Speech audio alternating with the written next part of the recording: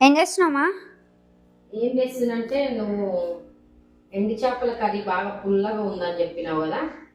పుల్లగా నుంచి పోవడానికైతే నేను ఒక ప్లాన్ చేస్తున్నా.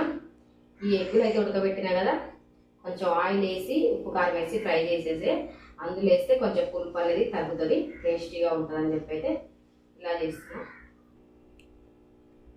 ఫ్రెండ్స్, నేనైతే ఎగ్గులు అయితే కొంచెం ఉప్పు కారం మసాలా అవన్నీ వేసుకొని అయితే ఫ్రై చేస్తున్నా. ఎందుకంటే మా చిన్నోడు స్కూల్ నుంచి రాగానే ఎండి చేపలు కర్రీ చేసిన, టమాటా ఎండి చేపలు కర్రీ చేస్తే ఎట్లుంది అంటే బాగా పుల్లగా ఉంది అని చెప్పి అన్నాడు. నిజం పుల్లగా ఉందో అబద్ధం పుల్లగా ఉందో అని ఆడైతే అలా చెప్పాడు అనమాట. నేను ఇప్పుడైతే ఎగ్గులు అయితే ఆల్రెడీ ఉడకబెట్టేసా. ఇప్పుడైతే ఎగ్గులు అయితే ఉడకబెట్టిన ఎగ్గులు మధ్యలో మధ్యలో అయితే కట్ చేసుకున్నా ఫ్రై చేసుకోవడానికి.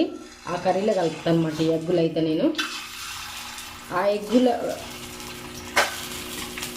కొంచెం ఇందులో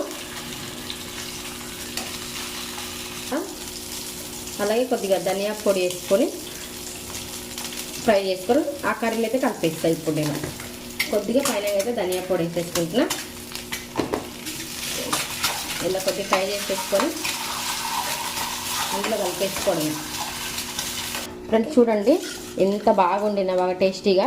ఎండి చేపలు కూడా ఇదేం చేపలు అంటే రవ్వ చేపలు అనమాట, ఎండబెట్టినాయి. మార్కెట్లో కొనుక్కొచ్చి అయితే వండిన. ఇది పుల్లగా ఉండడానికి నేను మా ఇంట్లో చింతపండు లేకపోతే నేను ఏం చేసిన అంటే చింతకాయ పచ్చడి ఉంటుంది కదా, ఆ పచ్చడి అయితే కొంచెం ఇందులో వేసిన. అది ఇంకా పుల్లగా అనిపిస్తలేదని చెప్పి కొంచెం నిమ్మకాయ అయితే పిండింది అనమాట. బాగా పుల్లగా అయింది. అయితే పుల్లగా ఉందిరా అంటే బాగా పుల్లగా ఉందన్నాడు. ఇప్పుడైతే నేను ఇలా అయితే చేస్తున్నాను అనమాట. టేస్ట్ ఎలా ఉంటుందో చూడాలి అసలుకి. అయితే ఆ కర్రీని కలిపేస్తుంది కదా, కొంచెం ఇలా కలబెడితే. ఇప్పుడు ఈ కర్రీ పేరు ఏం పేరు అంటే అంటారంటే టమాటా ఎండి చేపల ఎగ్గు కర్రీ అని చెప్పి పేరైతే పెట్టచ్చు. వండిన కూరలా ఫ్రై చేసిన ఎగ్గులు అయితే కలిపిన. మీకు ఎలా అనిపించిందో కామెంట్ సెక్షన్లో కామెంట్ అయితే చేయండి ఫ్రెండ్స్. ఓకేనా?